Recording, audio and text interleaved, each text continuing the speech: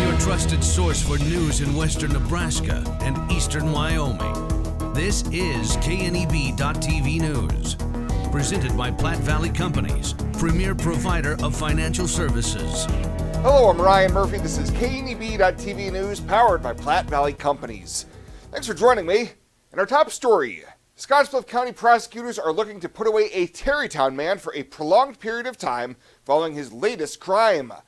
44-year-old Bernard Little Spotted Horse of Terrytown was arrested in July following a violent assault that hospitalized his victim. He's now facing a Class 2A felony charge of second-degree assault, but is also facing the habitual criminal enhancement that would result in a minimum 10-year prison term. A December 10th pretrial hearing date has been set in district court with Judge Andrea Miller. Well, the Scottsbluff City Council met Monday night and discussed starting the process of selling a property that's remained vacant for more than half a decade. The former Scottsbluff Senior Center on 21st Avenue closed its doors during the pandemic, and the city-owned building has been used sporadically over the years for training for the fire department and for city storage. City Manager Kevin Spencer shared his thoughts on the matter. I think just about everybody's been out to the senior center, and it really is in disrepair. It's not suitable for anything that we need. The best part of that property is the storage in the back, but the building itself is in disrepair. And I know there's been some conversation about a senior center and stuff like that, but this is definitely not suitable for a senior center any longer. The council voted to sell the property and considered the listing agreement with Hahn Nelson Real Estate to sell the property located at 1502 21st Avenue. And for the second time in the past 4 months, the Creighton University Mid-America Business Condition Index moved slightly above growth neutral with a reading of 50.5 last month. Economist Ernie Goss says the latest survey of supply managers indicates that the regional manufacturing economy continues to move essentially sideways with elevated wholesale inflation. He says the prime driver at the moment is tariffs, which are having a negative impact on manufacturing. Imports down for the month, the exports down for the month, and of course that's just not what we want to see. Of course, President Trump is negotiating these tariff agreements, and that's throwing a lot of volatility in there because no one knows where we're going in terms, where is this ship going in terms of the manufacturing economy and the agricultural economy. Goss says inflation declined for the month, but is still elevated, with producer prices continuing to rise at a rate higher than consumer prices. He says he expects the Federal Reserve will be forced to cut interest rates again in December, as inflation is still too hot and employment numbers are going the wrong direction. We'll have more news right after this. The journey of a dream becoming reality. When we're young, a dream develops into a passion. That passion continues to manifest and grows as you do. It becomes all you want to do and all you want to be. It gives you direction. It drives you. Then your dream has become a reality. When that dream is ready to be reality, Platte Valley Bank will be with you every step of the way. When it comes to your health, you deserve the very best. At Morrill County Community Hospital, they provide top-notch care with compassion and expertise. From routine checkups to advanced surgeries, their dedicated team is here for you 24/7. With state-of-the-art technology and a patient-first approach, they ensure you and your loved ones receive the highest quality care. Because at Morrill County Community Hospital, your health is their priority. Visit Morrill County Community Hospital today in Bridgeport. Morrill County Community Hospital. Exceptional care right here at home. Welcome to Kelly's Liquor, your liquor cabinet. Whether you're a wine enthusiast, a whiskey sommelier, a tequila connoisseur, or you just love your beer, Kelly's has the best selection of what you're looking for. Family owned and operated since 1946 and right on 27th Street in Scottsbluff. Come see us today at Kelly's Liquor, your liquor cabinet. And remember to be a good neighbor. Don't drink and drive. Kelly's Liquor, West 27th Street in Scottsbluff. Welcome back. On Thursday, Nebraska Governor Jim Pillen confirmed that a minimum security prison facility in McCook is now holding people in U.S. Immigration and Customs Enforcement custody as a state-owned and operated immigrant detention center. Nebraska was the third state to announce a partnership with the Department of Homeland Security Secretary following the opening of Florida's infamous Alligator Alcatraz and announced plans to use an Indiana prison to hold detained immigrants. Pillen told reporters that immigrant detainees started arriving Monday as part of the Phase 1 plans. My expectation with everything we've been briefed on would be that the first phase, 200 detainees, that'll be full for sure before Thanksgiving, as detainees are coming in each day. The second phase is another 100 beds. There is work that just got approved for the bid with the federal government, and I would expect that the second phase will be ready in the first part of the new year. The start of detention operations follows more than 2 months of questions and criticism from Nebraskans, including hours of testimony opposing the facility at a September legislative hearing. The Nebraska ACLU noted that Pillen's decision to offer the state prison facility for detaining immigrants comes against the backdrop of an overcrowded prison system, which is currently at more than 140% of designated capacity. Well, former Fremont Mayor Joey Spellerberg was sworn in as Nebraska's 47th state treasurer yesterday, taking on the role of the state's chief financial officer.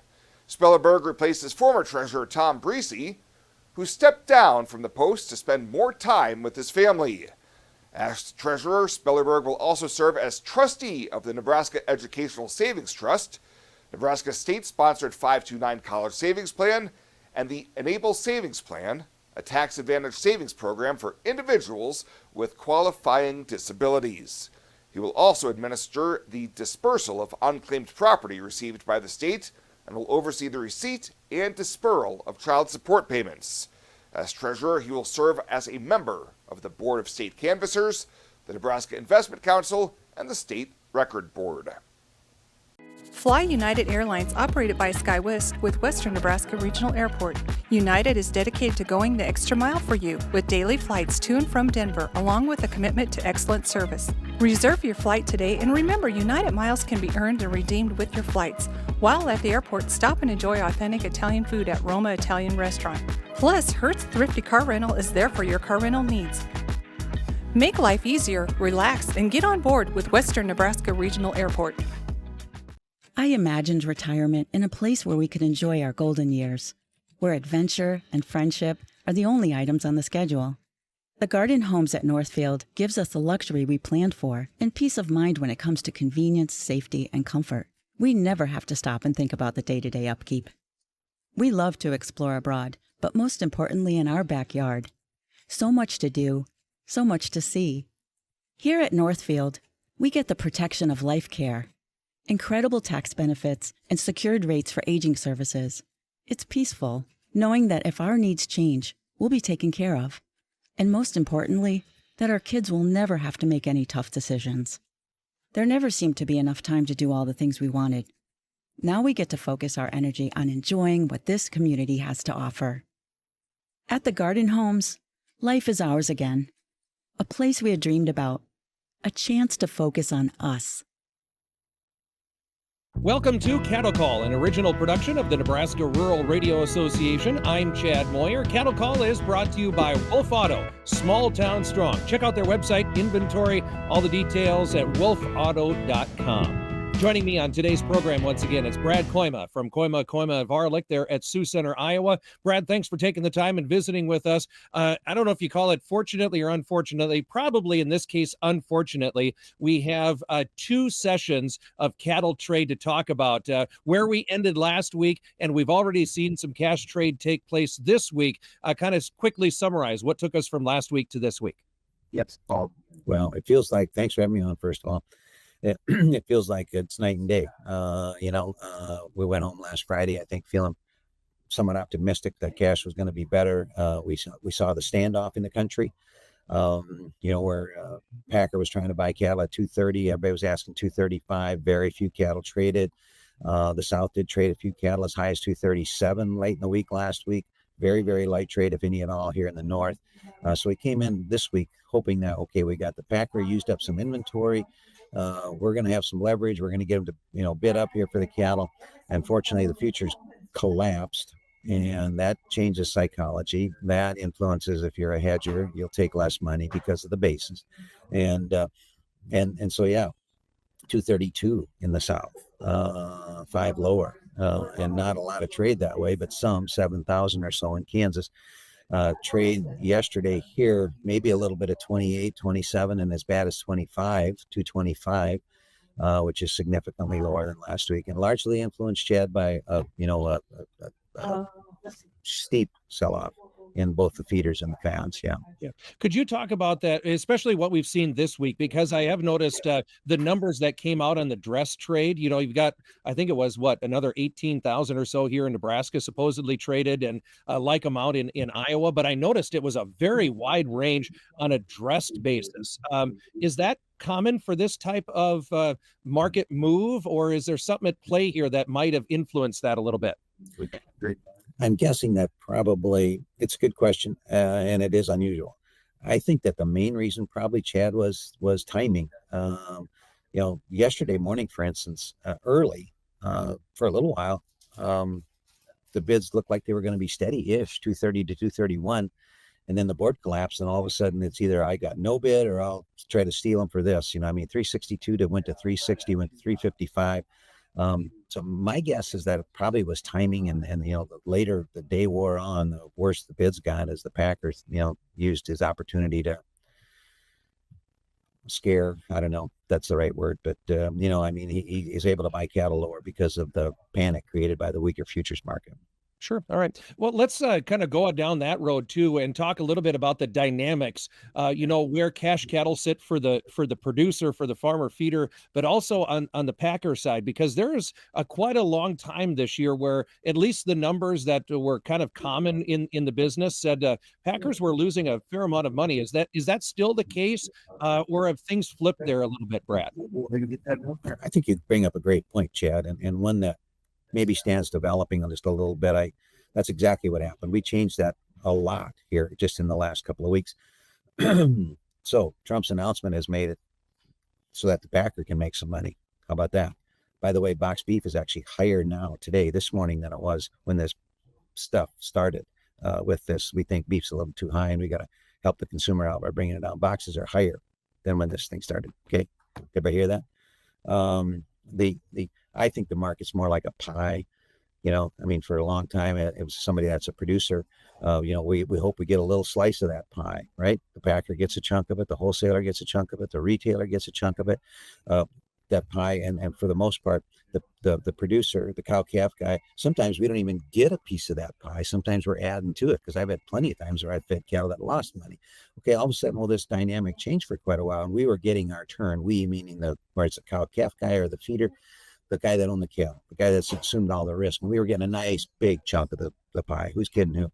And the packer was losing money. Well, that's just kind of the way the cyclical nature of the market is when there's not enough to go around. Okay. So, but what's changed here in the last little while, as you pointed out, is that the boxes have been relatively stable, actually improved here a little bit, as we still can seem to have really good domestic demand. And, oh, by the way, maybe I've been referring to the Mexican border as kind of the gorilla in the closet, the waiting for the bad news to come out. This China thing is potentially the opposite of that. They've indicated they're maybe going to roll back their retaliatory tariffs. Now, they're not reliable. You can't always take them at their word. Okay. But that could be a little bit of a diamond in the rough here, or whatever you want to call it. Where if they start buying some of our beef again, and they at one time were a huge customer for us, that might make a difference. But to your point, you got a packer now that's buying on a dress basis cattle probably at 355. You got a box at 378. It works for him. Now the next thing might be, it's 2 weeks from Thanksgiving only. Now the next thing might be, which I'm hoping for, is that you'll see the packer increase his kill, take advantage of his good margins, and that ought to stabilize the cash market as well. Okay, let's get into a listener question that we had here this week. And this one has to do with some of those headlines that you were talking about, or some of the fears in the market, and kind of where this North American cattle business is right now. We can go ahead and put that up on the screen. The question that we had is basically, where do these cattle sit that are in Mexico? Do you think Mexico has fat cattle with the time and the corn that they've bought? Are they able to immediately move these cattle cattle in if there would be an announcement. You talk a little bit about some of the medications that were approved to take to combat this New World screwworm. How does that all play in? What's the feasibility of those Mexican cattle immediately coming into the United States?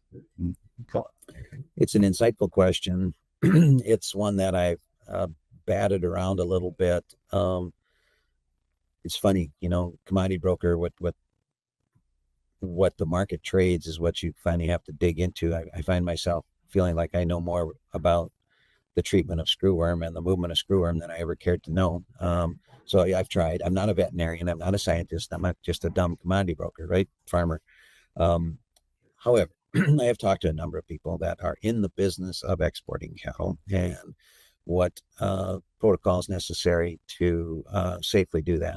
And you're getting one person's opinion, just my opinion. But from talking to some of these guys, I believe that there is actually protocol in place that some of the states, particularly Sonora, Mexico, which is a state directly south of Arizona, have had in place for a long time, where they treat them with Ivomec several days before they go to the border, get inspected a couple of times, then go through a dip deal where they redone like a redundant thing. That it seems to me like there would be a zero chance that the larvae would survive that. Either the Ivomec and Dectomax, as your question is, those have both been approved for the treatment of screwworm. So now this guy's specific question, or person's specific question about, of course, there's fat cattle in Mexico. There's cattle that have been slaughtered, several months worth of cattle.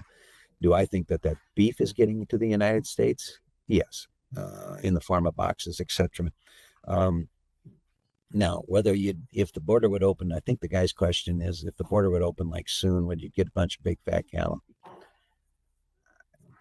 I would guess from talking down there, Mike, and I would guess that probably not.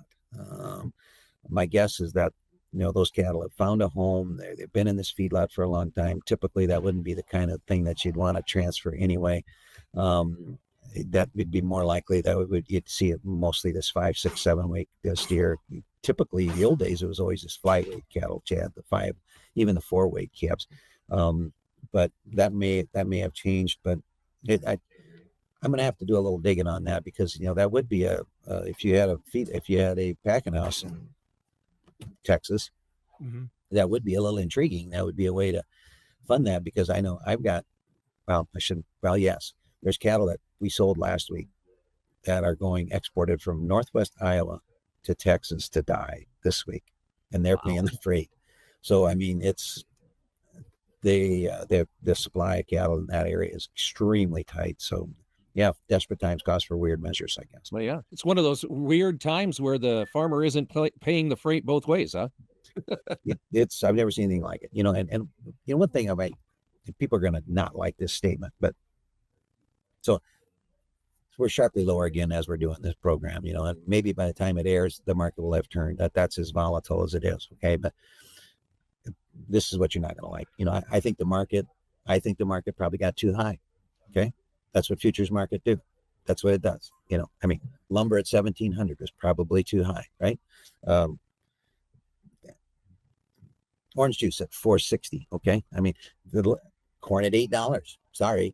And so then you don't know where that is. But the trouble with that is the futures market's an emotional market. So it also goes too low, So, are we too low for the fundamentals that we have? I would say probably, because even if the border opens tomorrow, Chad, they're not going to change the supply of cattle appreciably for the first quarter of the year, or to finish the last quarter of this year.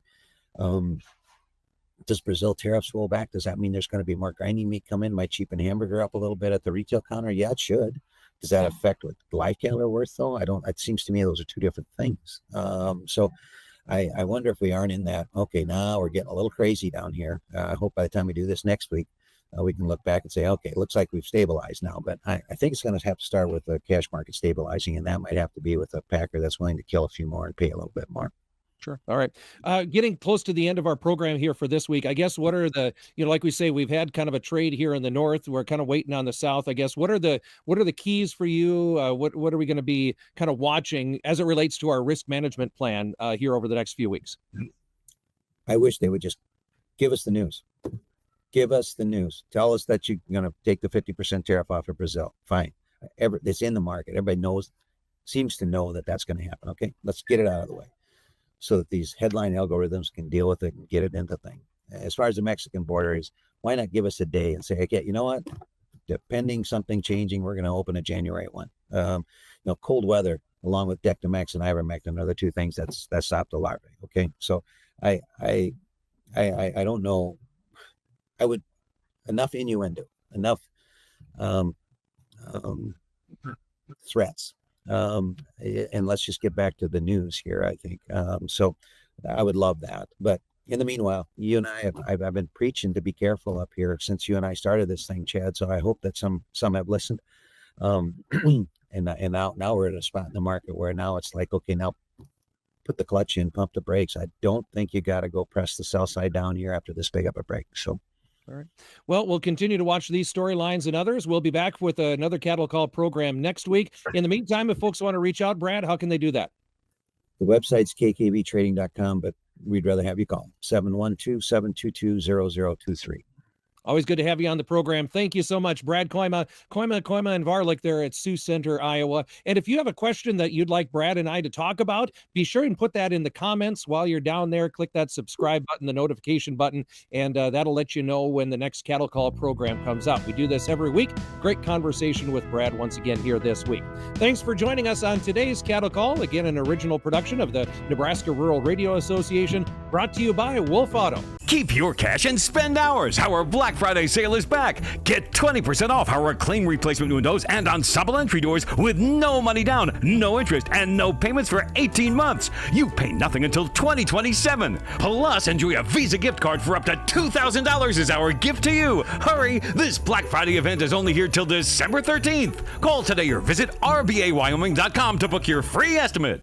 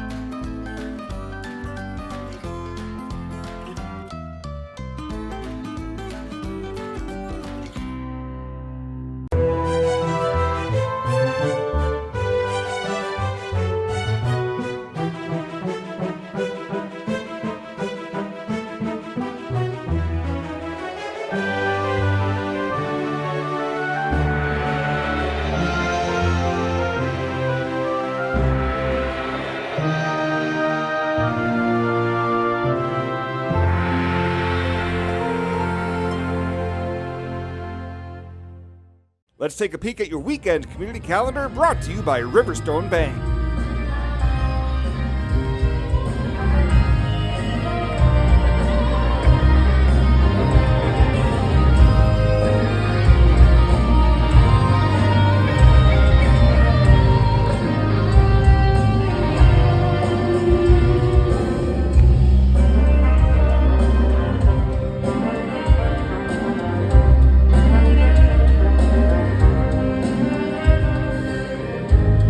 Please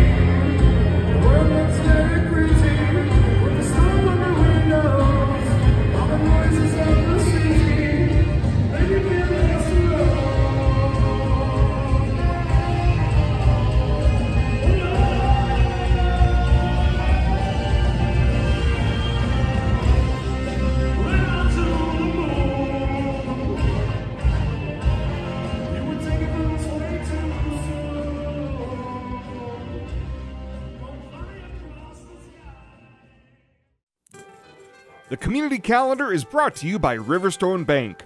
We're local and we love our community.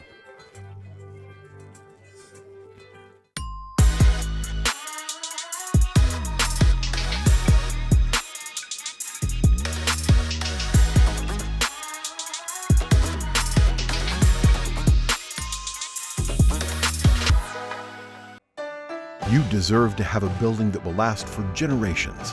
With more than 110 years of experience and thousands of satisfied customers, Morton Buildings is the industry leader you can trust. If you're planning for a garage, farm shop, horse barn, storage building for your RV, boat, or collectibles, there's no better time to buy. Contact your local Morton sales office or visit mortonbuildings.com to get started today. At Platte Valley Bank, we want to help you take advantage of every adventure.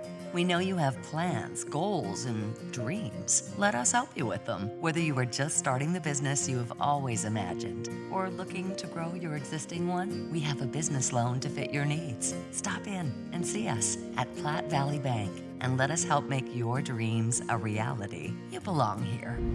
Platte Valley Bank, member FDIC, equal housing lender. And finally tonight, Northfield Church in Gering is hosting a food distribution event tomorrow for those receiving SNAP benefits. From 10 to 11 a.m. Saturday at the church on 17th Street in Gering, they will be giving a bag of groceries to each person that can show their EBT card. You must bring your EBT card and be present to receive a bag. A total of 300 bags are available and will be distributed on a first-come, first-serve basis. Well, that does it for us this time. Thank you so much for tuning in. Have a great weekend. We'll see you back here on Monday.